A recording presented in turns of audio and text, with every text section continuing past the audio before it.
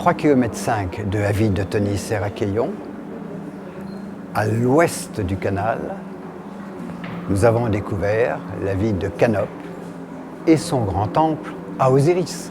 Mais c'est ce temple dans sa dernière version, bien sûr, que nous avons trouvé.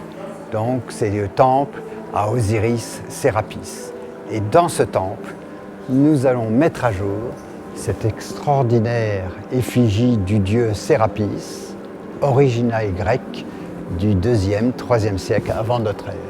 Pendant des siècles, des pèlerins vont venir de tout le monde antique devant ce dieu, dormir une nuit en pèlerinage, car ce dieu faisait des miracles, il soignait les maladies des yeux.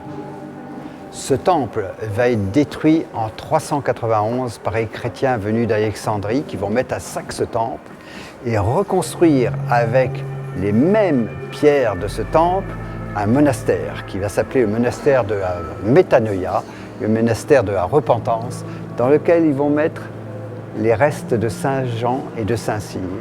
Et Saint Jean et Saint Cyr, bien sûr, vont faire des miracles. Ils vont soigner les maladies des yeux.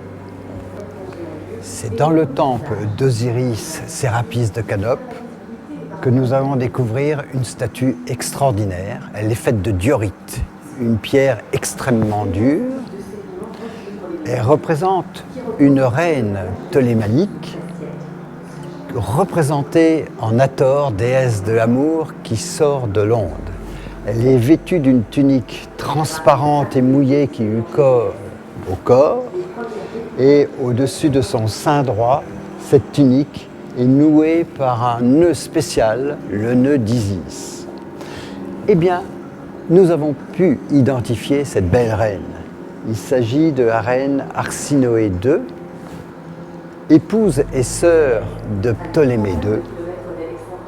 Elle était renommée pour son extraordinaire beauté et à sa mort, son frère et époux Pharaon a décidé d'instituer un culte à sa sœur défunte.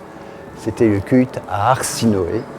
Et il a ordonné qu'une statue de culte soit faite et qu'elle soit mise dans le temple de Canop. Et nous l'avons retrouvée dans ce temple. Nous allons découvrir aussi cette magnifique statue qui représente le dieu Nil. Dans ce temple d'Osiris Sérapis à Canop, nous allons mettre au jour un objet extraordinaire. C'est la statue du dieu Osiris sous la forme du dieu qui émerge d'un vase contenant ses propres humeurs. C'est l'Osiris Canop. Or, nous savions par les textes anciens qu'à Canop, le dieu Osiris était vénéré sous la forme du dieu émergeant d'un vase. Le vase Canop, l'Osiris Canop, c'est une statue pleine représentant le dieu Osiris sous la forme d'un vase. Eh bien, ce vase Canop, cet Osiris Canop, nous l'avons découvert à Canop, dans le temple d'Osiris. Voici l'Osiris Canop. À côté, nous avons découvert de nombreuses amulettes représentant le dieu. On le voit là coiffé avec la fameuse couronne chenille, la couronne de l'élévation, couronne qui devait être en or et qui a été, bien sûr, dérobée quand le temple a été saccagé. Ces villes de Tony-Serra-Caillon et de Canop vont être frappées à différents moments de leurs histoires par des cataclysmes naturels étonnants. Mais un cataclysme final au 8e siècle de notre ère va y détruire complètement. Un tremblement de terre va déclencher un tsunami qui lui-même va provoquer des affaissements de terrain immenses.